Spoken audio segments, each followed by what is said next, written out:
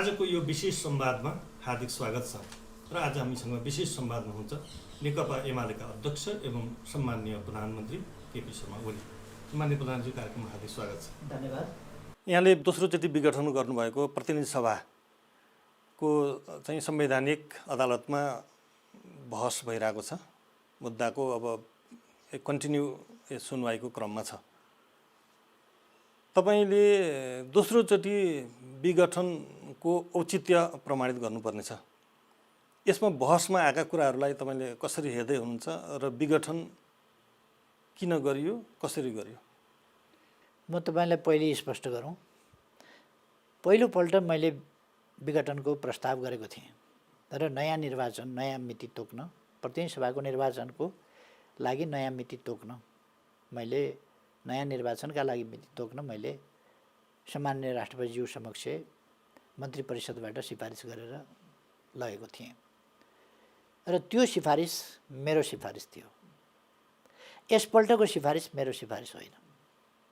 संविधानको धारा 76 को उपधारा 5 बमोजिम प्रधानमन्त्री नियुक्त हुन नसकेपछि मन्त्री परिषदको सिफारिसमा अथवा संविधानको धारा 76 को उपधारा 7 बमोजिम प्रधानमन्त्रीको सिफारिसमा प्रधानमन्त्री नियुक्त हुन नसकेपछि वा प्रधानमन्त्रीले विश्वासको मत प्राप्त गर्न नसकेपछि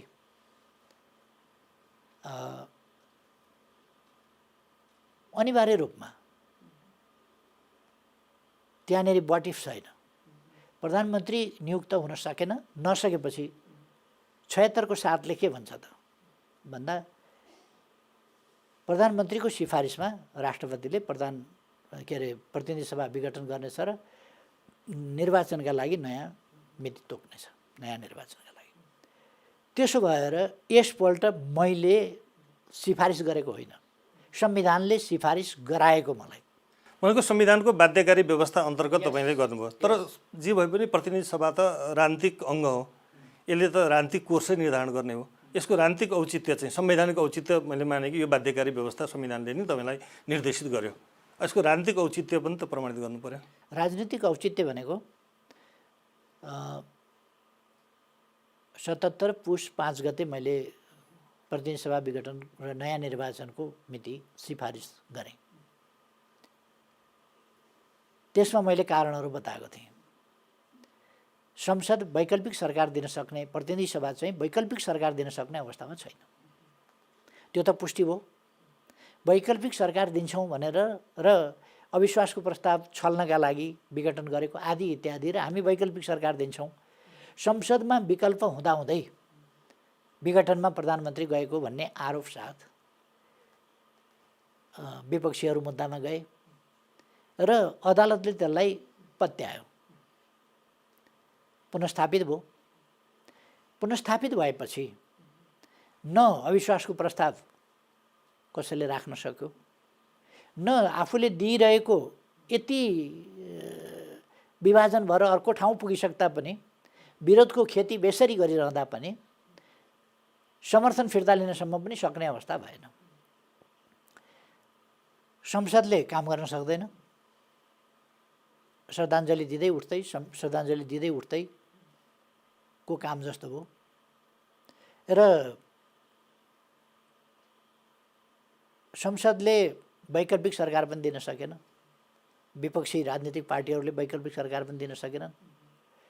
अविश्वासको प्रस्तावसम्म राख्न सकेनन्। काम गर्न पनि दिँदैनन्, दिने पनि स्थिति छैन। त यस्तो अवस्थामा मैले ममाथि संसदको प्रतिनिधि सभाको विश्वास छ कि छैन त त्यो हेर्नु पर्यो। मैले के भने यदि विश्वासको मत छैन भने, विश्वास दिँदैन संसदले भने मैले त्यो एउटा राजनीतिक कोर्स लिन्छ। म देख्छु प्रतिपक्षले फेरि बहुमत पुर्याएर पनि आउन सक्ने स्थिति छैन भनेपछि देश फेरि चुनावमा जाने स्थिति बन्छ। त्यसकारण चुनावमा जाने स्थिति बन्ने बित्तिकै प्रतिपक्ष त जनताका बिचमा त उहाँहरूको केही पनि छैन, बेहाल छ। त्यसो भएर उहाँहरू जनतामा जाने कुरा भन्ने बित्तिकै तर्सिनुहुन्छ, जनतामा जान तयार हुनुहुन्न। फेरि राजनीतिको फैसला गर्ने ठाउँ, सर्वोच्च ठाउँ भनेको त जनता हो। राजनीतिक विषयहरूको फैसला गर्ने। जनप्रतिनिधिहरूले त्यसको प्रतिनिधित्व गर्दै फैसला गर्नुपर्ने संसदबाट हो। संसदको कुरा उहाँहरू पटक पटक संसदभन्दा बाहिर जनप्रतिनिधिको र राजनीतिक थलोबाट राजनीतिको फैसला गर्नुपर्ने ठाउँमा राजनीतिभन्दा बाहिरको निकाय र थलोमा पुर्याएर गोल चाहिँ संसदको जनप्रतिनिधि संस्थाको कोर्टमा राख्नुपर्ने ठाउँमा या जनतामा जाने कुरा र ताजा जनादेश लिएर जनताको मूल्याङ्कनबाट आउने जनादेश लिएर अगाडि बढ्नुपर्ने ठाउँमा त्यसलाई अवरोध गरेर त्यसको निर्णय निरूपण अन्यत्रैबाट गराउने उहाँहरूको अभ्यास छ। त्यसकारण उहाँहरू त्यसै गर्नुहुन्छ भन्ने थाहा छ र यो राष्ट्रिय राजनीतिलाई अन्यलमा नपरौँ, फेरि निर्वाचनतर्फ जाने बाध्यकारी स्थिति नबनाऊँ, संविधानले त्यहीँ पुर्याउँछ हामीलाई, त्यस्तो नगरौँ भनेर मैले संसदमा मलाई विश्वासको मत दिनुहोस्, संसद कायम राखौँ र अगाडि बढौँ। अब प्रतिनिधि सभा त पुनर्स्थापना गरिदिइसक्यो अदालतले भने यसलाई असफल नबनाऊ, बन्न नदिउँ, हामीले सफल बनाऊँ मैले आह्वान गरेँ। तर स्वार्थमा जब मान्छे अन्ध भएर लागेको हुन्छ त्यति बेला तर्क बुद्धि केहीले पनि काम गर्दैन। जस्तो अब संविधान बनाउने बेलामै हामीले चाहिँ सकेसम्म विगतमा चाहिँ प्रतिनिधि सभाको विघटन पटक पटक भइरहेको सन्दर्भमा 5 वर्षको फुल फ्लेज्ड चाहिँ प्रतिनिधि सभा बसोस् भन्ने परिकल्पना गऱ्यौँ। त्यस कारणले गर्दाखेरि संविधानमा 76 1 2 3 सकिकन फेरि 5 पनि अर्को जोड्यौँ। जसले सक्छ उसले चाहिँ बहुमत देखाओस् न त भनेर भन्यौँ। यो चाहिँ स्वतन्त्र रूपमा पुष्टि गर्न सकिने आधार बनाउन सकिने धारा हो र त्यसका निम्ति 146 जनाको सिग्नेचर गइसकेकै थियो। त्यो चाहिँ एउटा स्टेपलाई चाहिँ रोकियो भन्ने तर्क गरिरहेछ कतिपयले। यसमा तपाईँको भनाइ के छ? यो चाहिँ सैद्धान्तिक रूपमै गलत हो। त्यसो भने सिस्टम अमेरिकाको जस्तो हुनुपर्छ, फलानु मिति र फलानु मितिमा निर्वाचन हुन्छ राष्ट्रपतिको, राष्ट्रपतिको निर्वाचन त्यस मितिमा मात्रै हुन्छ, अघि वा पछि भन्ने कुरा हुँदैन। पछि पनि लान पाइँदैन, अगाडि पनि ल्याउन पाइँदैन, जेसुकै होस् त्यसै मितिमा हुन्छ। यो हो स्थिर स्थायित्व भनेको। बिचमा यदि कुनै हिसाबले राष्ट्रपतिको पद रिक्त भएमा अथवा राष्ट्रपतिमाथि महाभियोग लागेमा रिक्त हुनसक्छ, अरू कारणले रिक्त हुनसक्छ, रिक्त हुने स्थिति भयो भने अर्कैले राष्ट्रपतिको कार्यभार अझ राष्ट्रपतिको त महाभियोगले पनि रिक्त गरेन, पुष्टि भयो भने भन्नु, प्रमाणित भयो भने, अभियोगले त भएन। हजुर होइन, अभियोगमा प्रमाणित भयो भने त त्यस्तो भयो भने रिक्त भएमा कुनै हिसाबले भनौँ न, कुनै हिसाबले रिक्त भएमा अरू कसैले सञ्चालन गर्ने व्यवस्था छ त्यहाँ, तर राष्ट्रपतिको निर्वाचन बिचमा हुँदैन। त्यो हो बिचमा नहुने प्रणाली। संसदमा अविश्वासको प्रस्ताव राख्न पाउने, 2 वर्ष मात्रै राख्न नपाउने, 2 वर्षपछि राख्न पाउने, 5 वर्षको परिकल्पना गरेर 2 वर्षपछि अविश्वास राख्न पाइनेछ, त्यो मिति पुगेका दिनदेखि यहाँ उछलकुद सुरु भएको छ। संविधानले परिकल्पना गरेर 2 वर्ष मात्रै रोक्नु भने होइन, त्यही पनि अर्को भनौँ, यदि एउटै दलको बहुमत छ भने त 2 वर्ष, यदि एउटा दलको बहुमत नभएर 2 वा 2 भन्दा बढी दलको समर्थनमा सरकार बनेको छ भने सहभागी दलले समर्थन फिर्ता लिएमा वा सरकारबाट अलग भएमा तत्काल विश्वासको मत लिनुपर्छ।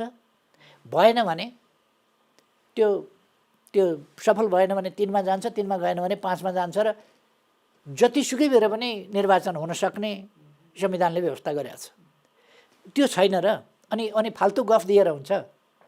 संविधानले चाहिँ भन्छ 2 वा 2 भन्दा बढी दल मिलेर बनेको सरकारमा सहभागी दलले आफूलाई अलग हुने बित्तिकै वा समर्थन गरेको दलले समर्थन फिर्ता लिने बित्तिकै वा दल विभाजित भएमा 5 वर्ष चल्दैन, त्यो तत्काल उसले विश्वासको मत लिनुपर्छ र विश्वासको मत प्राप्त गरेन भने विश्वासको मत त सहभागी दलले अलग 2 वा 2 भन्दा बढी दल मिलेर सरकार बनाउने, अनि बनेको सरकारको सङ्गठक पक्ष चाहिँ अलग हुने भनेपछि त्यहाँ बहुमत सिद्ध हुने कुरै आउँदैन। त्यसो भएपछि त कि त वैकल्पिक सरकार बन्नु पर्यो। 5 वर्षका लागि परिकल्पना कहाँ भयो?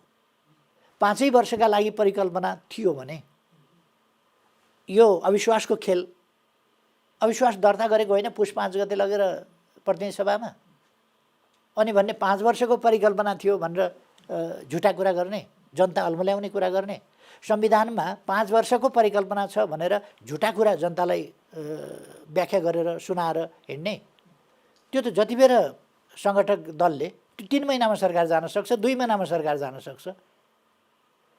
त्यसो भएर अथवा 2 वा 2 भन्दा बढी दलको सरकार भनेको 30 दिनभित्र विश्वासको मत लिनुपर्छ। त्यति बेरै अलग भयो भने 30 दिनमै सरकार जान्छ। फेरि अहिलेको अब अवस्था चाहिँ संवैधानिक व्यवस्थाले पनि राजनीतिक अवस्थाले पनि यो अपरिहार्य र एउटा बाध्यकारी स्थिति भयो भन्ने यहाँको भनाइ भयो। यहाँले जुन प्रतिनिधि सभाको विघोषण गर्नुभएको छ र निर्वाचनको डेट पनि दिइसक्नु भएको छ, त्यो डेटमा निर्वाचनको निम्ति अदालतबाट अब कुनै अवरोध भएन भने निर्वाचनमा जान्छ, तर निर्वाचन हुँदैन भन्छन् मान्छेहरू। पहिले अघिकै प्रश्नमा म अलिकति भनौँ, संसदबाट प्रधानमन्त्री छानिने प्रणाली रहन्जेल 2 वा 2 भन्दा बढी दल मिलेर सरकार बन्नुपर्ने, किन भरसक बहुमत आउन सम्भव छैन यो संवैधानिक व्यवस्थामा। अथवा यहाँ त नेपाललाई अस्थिरतामा राख्ने खालको प्रबन्ध त पहिले नै घोषाइएको छ, त्यसमा अहिले नजाउँ। 2 वा 2 भन्दा बढी दल मिलेर नै नेपालमा सरकार बनाउने हो। नेपाल जस्तो राजनीतिक संस्कारको कमजोर हैसियत भएको ठाउँमा यो धेरै भरपर्दो हुनै सक्दैन। यस्तो अवस्थामा संसदबाट प्रधानमन्त्री छानिने ठाउँमा त्यो प्रधानमन्त्री छानिरहने अवस्था हुन्छ र प्रधानमन्त्री फेरिने सत्तारूढ दल फेरिने मात्रै होइन कि यो निर्वाचनमा जाने त अनिवार्य हुनसक्छ। प्रतिनिधि सभाबाट प्रधानमन्त्री छानिने अवस्था भएपछि 2 वर्ष अविश्वास राख्न नपाउने भनेको 2 वर्ष प्रधानमन्त्रीलाई निर्ढुक्क भएर काम गर्न दिने व्यवस्था छ र संविधानमा? त्यो त 1 महिनाभित्र नै प्रधानमन्त्री असफल हुन्छ अथवा सरकार गठनै गर्न सक्दैन। चुनावपछि तुरुन्तै चुनाव किन हुनसक्छ भने बहुमत कसैको आएन, 2 वा 2 भन्दा बढी दलको समर्थन कसैले प्राप्त गर्न सकेन। त्यसपछि के हुन्छ भन्दा स्वतः निर्वाचनमा गएन देश। ठुलो दलको हैसियतले पनि फेरि 30 दिन हो चलाउन पाउने, 30 दिनपछि त उसले विश्वासको मत लिनुपर्छ, फेरि विश्वास पाउँदैन। त्यसपछि गएन चुनावमा। बहुदलीय प्रणालीका विरुद्धको व्याख्या जुन प्रस्तुत गर्न खोजिँदैछ, 5 मा पुगेपछि दलीय प्रणाली काम लाग्दैन। दलीय प्रणाली होइन, निर्दलीय प्रणाली हुन्छ। अनुशासित प्रणाली र अनुशासित तरिका होइन, अराजकता, अनुशासनहीनता, बेइमानी, आफ्नो दलसँगको बिट्रायल, विश्वासघात र अर्को दलप्रतिको आकर्षण अथवा सांसदहरू स्वार्थमा बिक्ने भए, लोभपापमा बिक्ने भए, किनिन सकिने भए, तिनलाई हङकङ पठाउन सकिने भयो, अर्थो गर्न सकिने भयो, यस्ता कुराहरू होला नि त। यस्ता कुराहरू गर्न खालका कुराहरूको जुन व्याख्या हुन खोजेको छ, स्वतन्त्र ढङ्गले सांसदहरूले गर्न पाउँछन्। अब गठन हुँदा स्वतन्त्र हुन्छ, फेरि विश्वासको मत लिँदाखेरि स्वतन्त्र हुन्छ कि हुँदैन? यी तर्कहरूका पछाडि अहिले कसलाई प्रधानमन्त्री बनाएर कसको नेतृत्वमा निर्वाचनमा जाने भन्ने मुद्दा मात्रै हो। यो संवैधानिक प्रश्न होइन, यो संवैधानिक प्रश्न हुँदै होइन, यो राजनीतिक प्रश्न हो। र यो राजनीतिक प्रश्नमा कसको नेतृत्वमा चुनावमा जाने हो भन्ने हो। वैकल्पिक रूपमा उहाँहरूले जुन प्रस्तुत गर्नुभयो त्यो अवैध छ, अनुचित छ र संविधान अनुसार छँदै छैन र त्यसले विश्वासको मत पनि प्राप्त गर्न सक्ने स्थिति छैन। त्यस्तो स्थितिमा यो बखेडा जुन निकालिएको छ त्यो सबैलाई थाहा छ, यो हुने कुरा होइन। तर लडाइँ केमा गरिराख्नु भएको छ उहाँहरू भने कसको नेतृत्वमा जाने, अथवा फलानुलाई चाहिँ प्रधानमन्त्रीबाट हटाउनै पर्ने, फलानु दललाई चाहिँ हटाउनै पर्ने राजनीतिक स्वार्थ र राजनीतिक आग्रहबाट। यो संवैधानिक प्रश्न होइन, संविधानले त यसलाई कम्प्लिटली नकार्छ। त्यसो भएर यो चाहिँ 5 वर्षको स्थायित्वको जुन परिकल्पना गर्यो कि ग्यारेन्टी गर्यो? परिकल्पना त मैले गरेँ होला, धेरै कुरा गरेँ होला, तर संवैधानिक र कानुनी व्यवस्था चाहिँ के छ? स्थायित्वको व्यवस्था गर्यो त? स्थायित्वको ग्यारेन्टी गर्यो त? त्यो त संविधानले गरेको छैन। सरकार बिचैमा होइन, तत्काल परिवर्तन हुनेदेखि लिएर जतिसुकै बेर जहिलेसुकै पनि परिवर्तन हुने सबै सम्भावनाहरू राखेको छ। प्रश्न के मात्रै भने कतिपय अलिकति संविधानका स्पष्टता नहुँदाखेरि जता फैसला गरिदिन पनि हुने खालको अलिकति ठाउँ, अझ त्यसमा ठाउँै नचाहिने गरी व्याख्या गर्न थालेपछि त त्यसका लागि कुनै ठाउँ चाहियो भन्ने पनि कुरा भएन नि। यो अहिलेको राजनीतिक इस्यु हो। यसमा राजनीतिक इस्युमा अदालत प्रवेश नगर्ने नजिर पटक पटक स्थापना भएको छ, पटक पटक। र यो राजनीतिक विषय हो, राजनीतिक हिसाबले विघटनको सिफारिस गरिएको छ, त्यसकारण यसमा कोर्ट प्रवेश गरिरहँदैन भन्ने नजिर पटक पटक स्थापना भएको छ। तर नजिर आवश्यकता अनुसार पहिलेका नजिर फलो नगर्ने, त्यसलाई पछ्याउने होइन, नयाँ नयाँ नजिर बनाउँदै जाने, हिँड्दैछ पाइलो मेट्दैछ। जो विगतमा भयो त्यो छोडिदिउँ, अहिले जे चाहियो त्यो गर्ने। अहिले जस्तो अब यो पछिल्लो चाहिँ एउटा चाहिँ 5-6वटा फैसलाका क्रमहरू जुन चलिरहेको छन्, त्यसमध्येको चर्चित एउटा फैसला चाहिँ यहाँले विस्तार गर्नुभएको मन्त्री परिषदका सदस्यहरूलाई काम गर्न रोक लगाएको फैसला पनि उत्तिकै चर्चामा छ। यसलाई यहाँले कसरी लिनुभएको छ? यो त सरकारलाई काम गर्न नदिने र असफल पार्ने जस्तो। यही कुरा 67 सालमा राजीनामा गरिसकेपछि माधव नेपालले विस्तार गर्नुभएको थियो, परिवर्तन गर्नुभएको थियो। त्यो परिवर्तनलाई मान्यता दिएको छ, यो प्रधानमन्त्रीको कुरो हो भनेकै छ। त्यो पुरानो संविधानको कुरो भन्ला, ठिक छ। तर अहिलेकै संविधानमा संविधान जारी भइसकेपछि तत्कालीन प्रधानमन्त्री शेरबहादुर देउवाले 4 पल्ट पुनर्गठन गर्नुभएको छ। अझ निर्वाचन आचार संहिता लागू भइसकेपछि, अहिले त सिफारिस मात्रै गरेको हो, निर्वाचन आचार संहिता लागू भइसकेपछि पुनर्गठन गर्नुभएको छ। त्यो त कोर्टको ढोकामा पुर्याएर दर्ता गर्छु भन्दाखेरि ढोकैबाट फिर्ता गरिदिएको छ नि, दर्ता हुँदैन यस्तो कुरा भनेर। त्यो किनभने कसैले गरे हो त्यो, त्यस कारण त्यो गरेको कामको विरुद्ध दर्तै हुँदैन। तर कसैले गरेको काम चाहिँ खोजिकन त्यसको, अब त्यसमा अरू कारण होलान्, जेसुकै कारण होलान्, तर यो चाहिँ अब भन्नुहोस् न, यस्तो बाढी पहिरो यस्तो अवस्था छ, यस्तो अवस्थामा गृहमन्त्री छैन। महामारी छ यस्तो कोभिड-19 का विरुद्ध स्वास्थ्य मन्त्री छैन। कोर्टले त जरुरी परेका बेला त आवश्यकताको सिद्धान्त भनेर पनि प्रतिपादन गर्छ नि। अहिले यस्तो बाढी पहिरोको बेला गृहमन्त्री आवश्यकताको सिद्धान्तभित्र पर्छ कि पर्दैन? यस्तो कोभिडको महामारीका बेला स्वास्थ्य मन्त्री आवश्यकताको सिद्धान्तभित्र पर्छ कि पर्दैन? त्यो मन्त्रालय कसले हेर्ने? अनि 4 जना मन्त्री लिएर काम चल्ने भए संविधानले 25 जनासम्मको मन्त्री, हामीले न्यूनतम व्यवस्था गरेका हौँ संविधानमा, तर पनि 25 चाहिँ चाहिन्छ नै, नत्र भने देश चल्दैन, मुलुक चल्दैन, सरकार चल्दैन, चलाउन सकिँदैन भनेरै भने हो। अब म बुझ्दिनँ यो के को पूर्वाभ्यास हो, के को पूर्वाभ्यास हो। यो फैसला हिजो भयो भने अस्तिका दिन फैसलाको अघिल्लो दिन,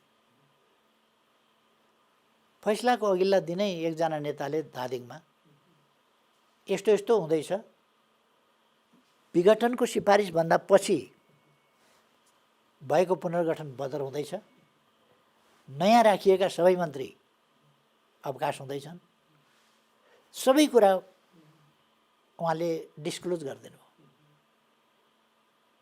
त्यो डिस्क्लोज भयो। त्यो डिस्क्लोज भोलिपल्ट मैले त पत्याएको थिइनँ, उहाँले आफूले सूचना पाएको कुरा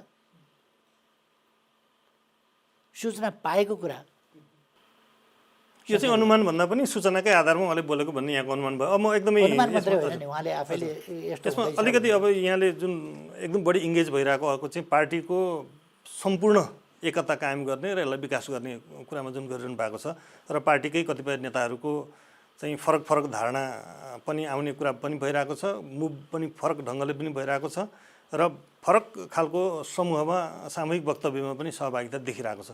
यो अवस्थामा पार्टी एकतालाई अक्षुण्ण रूपमा स्थापित गर्नुको निम्ति यहाँले चाहिँ अब निर्णयका प्रक्रियामा पछाडि फर्कनेदेखि अनेक जुन चर्चा भइरहेको छ, यो सन्दर्भमा के भइरहेको छ र कसरी एकतालाई कायम गर्ने योजनामा हुनुहुन्छ? मैले सिद्धिन लागेको माओवादीलाई 4-5 सिट ल्याउँदैन थियो होला। 40% दिएर सहयात्रा गर्ने चुनावमा माओवादीले जुन हैसियत प्राप्त गर्यो त्यसपछि सिंह बनाइदिइसकेपछि तैँलाई खान्छु भनेर जम्टिन आयो। मैले एकता एकीकरण गरेको थिएँ र एकता एकीकरणका लागि कसको बहुमत कसको अल्पमत कसका कति मान्छे होइन, एकताको भावनाका साथ पार्टी एकीकृत पार्टीको निर्माण गरेका थिए। तर त्यस हैसियतको दुरुपयोग गरेर अपवित्र, अनुचित र अस्वस्थ, हानिकारक, अनैतिक खालको गठबन्धन पार्टीभित्र गरेर म विशृङ्खलित आन्दोलन, विघटित आन्दोलन भएको बेला विभाजित मात्रै होइन, एक ढङ्गले विघटित स्थिति थियो। त्यस्तो स्थितिबाट एउटा नयाँ आन्दोलन अभियान थालेर, एकीकरणको अभियान थालेर यहाँसम्म ल्याइपुर्याउने र नेपालको कम्युनिस्ट आन्दोलनलाई एकजुट बनाउने कामको अगुवाई गर्ने मान्छेलाई नै पार्टी अध्यक्षबाट त्यो म त महाधिवेशनबाट छानिएको हुँ। महाधिवेशनबाट त्यसलाई महाधिवेशनले हटाउन सक्छ। तर यहाँ अस्वस्थ, अनुचित गठबन्धनबाट, त्यस्तो साँठगाँठबाट, स्वार्थहरूको भागभण्डा गरेर, पदहरूको भागभण्डा गरेर मलाई नै अध्यक्षबाट निष्कासन गरेको घोषणा गर्ने काम हो। म प्रथम अध्यक्ष, मलाई जानकारी पनि छैन, मलाई कसैले सोध्दैन, तर निष्कासन गरेको अखबारबाट सुन्छु। यो तमासा मैले गरे हो र। त्यसपछि संसदीय दलको नेताबाट हटायौँ भनेर मलाई अध्यक्षबाट हटाएर दोस्रो अध्यक्षको पगडी, दोस्रो अध्यक्षले पहिलो अध्यक्षको पगडी ठ्याक्क टिपेर लाग्यो, अनि पगडी नभएकोले दोस्रो अध्यक्षको पगडी टपक्क टिपेर लाग्यो देखियो। त्यसपछि संसदीय दलको नेताबाट हटायौँ भनेर संसदीय दलको नेताको पगडी अर्कोले लगाएको देखियो। त्यति गरेर उहाँको देह मरेन, पुच्छर चटपटाउँदैछ। पुच्छर चटपटायो भने जिउँदो हुनसक्छ। बाघ जबसम्म घोप्टो परेको छ होसियार हुनुपर्छ भनेर उहाँहरूले घोप्टो पर्न पनि दिनु भएन, पुच्छर चटपटाउन पनि दिनु भएन। साधारण सदस्यताबाट पनि तपाईँ आफै विचार गर्नुहोस्, जति बेला नेपालको लोकतान्त्रिक आन्दोलन अशक्त अवस्थामा पुगेको छ, त्यस्तो अवस्थाबाट आन्दोलनलाई एउटा शङ्खघोषका साथ पुनर्जीवन दिएर नयाँ अभियानको रूपमा सुरु गरेर ल्याउने मान्छे म हुँ एउटा, त्यो मध्येको एउटा मान्छे त हुँ। र मलाई साधारण सदस्य पनि नरहने गरी हटाउने के अपराधमा भन्दा कम्युनिस्ट पार्टी मिलायो, कम्युनिस्टको झन्डै 2 तिहाईको सरकार बनायो, विकास निर्माणका कामहरू उदम गतिका साथ अगाडि लग्यो, देशको भूभाग समेटेर नक्सा जारी गर्यो, अन्तर्राष्ट्रिय छवि, नेपालको पहिचान बन्ने गरेको अन्तर्राष्ट्रिय छवि बनायो, भिजन साथ देश चलायो। मभन्दा अगाडिका प्रधानमन्त्रीहरूले देशको विकासको बारेमा, देशको भिजनको बारेमा, अर्थतन्त्र, समाज र संस्कृति समेतलाई राजनीतिसँग जोडेर ड्राइभ गरेको त मैले कहिल्यै सुन्नुभएको थियो? कहिल्यै कुनै प्रधानमन्त्रीले विकासलाई भिजनका साथ अगाडि बढाउने दृष्टिकोण प्रस्तुत गरेको अथवा त्यसअनुसारका अभ्यास गरेको, त्यसअनुसारका नीति र व्यवहार देख्नुभएको थियो कहिले? त्यो त नेपालको इतिहासमा म पहिलो प्रधानमन्त्री होला जसले विकासलाई केन्द्र भागमा राखेर चर्चा गर्यो र भिजन दियो। विकासको नक्कली चर्चा गरेन, भिजन दियो र विकासलाई सार्थक बनायो। त्यसबापत कम्युनिस्ट आन्दोलनलाई सबल बनाए बापत, लोकतान्त्रिक आन्दोलनलाई सबल बनाए बापत, कम्युनिस्ट आन्दोलनलाई एकजुट गराए बापत, कम्युनिस्टको मजबुत सरकार बनाए बापत, अरूको पछि पछि हिँडिराखेको कम्युनिस्ट आन्दोलनलाई नियोको रूपमा यसका नीतिहरू, यसका क्रियाकलापका पछि वरिपरि अरूले टिका टिप्पणी गर्ने स्थितिमा पुर्यायो। त्यसका के कारणले हो त? यिनै कारणहरूले चाहिँ मेरा विरुद्ध त्यो अभियान चल्यो। प्रधानमन्त्री यो एकदमै अब संवेदनशील हिसाबमै यहाँले प्रस्तुत हुनुभएको छ। यसलाई एकदम कन्सिडरेसन राखेर त्यो कुरालाई अब एउटा च्याप्टर भयो। निर्वाचनमा जानु अगाडिको चाहिँ एउटा संयुक्त घोषणापत्रदेखि नै जुन खालको भयो र पार्टी एकता भयो र एकताको नेकपा विघटनमा पनि पुग्यो। अब यसपछिको नेकपा एमालेको जुन नयाँ सिरा सुरु भयो त्यो चरणलाई चाहिँ अब फेरि एमाले कायम राखेर अगाडि बढ्ने कुरामा चाहिँ यहाँको पछिल्लो पहलको बारेमा अलिकति जान्न त्यही चाहन्छु। भन्दै थिएँ। पार्टीको एकीकरण चाहिँ अर्कोको नाममा लगेर बलजफ्ती दर्ता गरे हुनाले दर्ता खारिज भयो। एकीकरण रद्द गरिएको होइन। निर्वाचन आयोगमा जुन नयाँ नाम दर्ता साथ हामीले एकीकृत पार्टी दर्ता गऱ्यौँ त्यो चाहिँ एकीकृत पार्टीको दर्ता चाहिँ खारिज भयो। किनभने अर्काको नाममा भएको हुनाले अदालतले निर्वाचन आयोगलाई आदेश दियो नयाँ नामका साथ आउन समय दिनु। निर्वाचन आयोगले 15 दिनको समय हामीलाई दियो। पार्टी विभाजन अदालतले गरिदिएको होइन, एउटा हल्ला चलाइयो। पार्टी विभाजन अदालतले गरिदियो, नमागेको न्याय दियो भनेर। कहाँ विभाजन गरिदियो? पार्टी एकजुट गर्ने काम पनि अदालतको होइन, विभाजन गर्ने काम पनि अदालतको होइन। अदालत यस्ता कुरामा प्रवेश गर्न पनि मिल्दैन, गर्दा पनि गर्दैन, गर्नु हुँदैन। अब पार्टीले यस मामलामा अदालतले यस मामलामा केही पनि गरेको होइन, यो विघटन गरेको होइन, पार्टी अलग अलग गरिदिएको होइन र निर्वाचन आयोगले हामीलाई 15 दिनको म्याद दियो। मैले प्रयास गरेँ यो 15 दिनभित्र हामी नयाँ नामका साथ जसरी माग गरिएको छ त्यसरी नयाँ नामका साथ जाउँ, एकीकृत पार्टीलाई एकीकृत रूपमै अगाडि बढाउँ। उहाँहरू पार्टी विभाजन अदालतले गरिदियो भनेर अदालतको टाउकोमा दर्ता खारिज भएको र दर्ता खारिज भएपछि दर्ता पूर्वको स्थितिमा पुग्यो। त्यसलाई विभाजन गरिदियो भन्ने अर्थमा चाहिएको विभाजन उहाँहरूलाई थियो, विभाजन उहाँहरूले गर्न खोज्नुभएको थियो, विभाजन गरि नै सक्नुभएको थियो। त्यसलाई अदालतको फैसला दर्ता खारिजीको फैसलालाई सिरानी हालेर उहाँहरूले वकालत गर्नुभयो कि हामीलाई फुटाइदियो। एक थरी हामी त फुट्यौँ अलग भयौँ भनेर सरसल्लाह छैन, भेटघाट छैन, उहाँहरू अलग्गै जानुभयो। अर्को थरी उहाँहरूसँग बिदाबारी हुने, किन यो सबै वितण्डा सृजना गर्ने, देशको राजनीतिमा वितण्डा सुरु गर्ने त उहाँहरू हो नि। उहाँहरूले त्यो वितण्डाकारी गठबन्धनलाई कायम राख्ने सङ्कल्प, त्यस सङ्कल्पलाई कार्यान्वयन गर्ने विधि प्रक्रिया समेत तय गर्नुभयो र पार्टीमा आउनु भएन, पार्टीमा हाजिर हुनु भएन। पार्टीमा मैले पछि फोन गरेर सम्पर्क गरेर अनेक राउन्ड कुरा गरेर त्यो मेरो पहलमा भएको। उहाँहरू त दाम्रो छिनाल्न मात्रै खोजिरहनु भएको छ। मेरो पहलमा अनेक राउन्ड कुराकानीहरू भयो र मैले पार्टीलाई अनेक सहेर, उहाँहरूले उहिले मलाई निष्कासन गर्नुभयो, मैले त निष्कासन गरिनँ। मैले किन यस्तो गर्नुहुन्छ स्पष्टीकरण सोधेँ।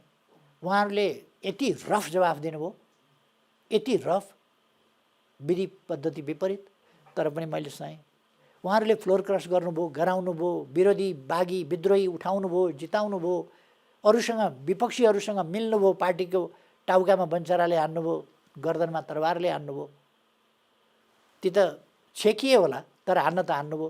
त यस स्थितिमा मैले अहिले पनि पार्टीलाई एकताबद्ध बनाएर लैजाउँ भनेर प्रयास गरिरहेको छु। कति सफल हुन्छ त्यो मेरो मात्रै हातमा छैन। उहाँहरूको जुन कमिटमेन्ट छ, कहाँ कमिटमेन्ट गर्नुभएको छ उहाँहरूले थाहा छैन। त्यो पछि खुल्ला, पछि देखिएला, परिणामले देखाउला उहाँहरूका काम के हुन् भन्ने कुरा र किन यो गर्दै हुनुहुन्छ भन्ने कुरा अलिक पछि त। बिरुवा तल बिउ रोपेपछि त अलिक पछि त उम्रिन्छ नि, त्यो उम्रिँदै गएपछि देखिँदै जानेछ कि यो कहाँबाट के भएको हो। म त्यस्ता कुराहरू हुन नपाउन् भन्नका निम्ति पार्टीलाई एकजुट राख्ने, लोकतान्त्रिक शक्तिहरू सजग हुन्, लोकतान्त्रिक शक्तिहरूका बिचको एकता र समझदारी, कमसेकम एकता भनेको समझदारी हुनुपर्छ। एकता भनेर एउटै पार्टी हुने होइन, समझदारीका साथ जानुपर्छ लोकतन्त्रको रक्षाका लागि। होइन भने खतरा छ। हामीले लोकतन्त्र जोगाएनौँ भने आफै लोकतन्त्र भनेको एउटा सजीव प्रणाली त हो, तर त्यसलाई सजीव ढङ्गले चल्न दिएन भने त खतम हुन्छ। त्यस कारण त्यसको रक्षाको निम्ति हामी सजग हुनुपर्छ भन्ने म सबैमा हार्दिक आग्रह गर्न चाहन्छु। हस् प्रधानजी, धन्यवाद। धन्यवाद।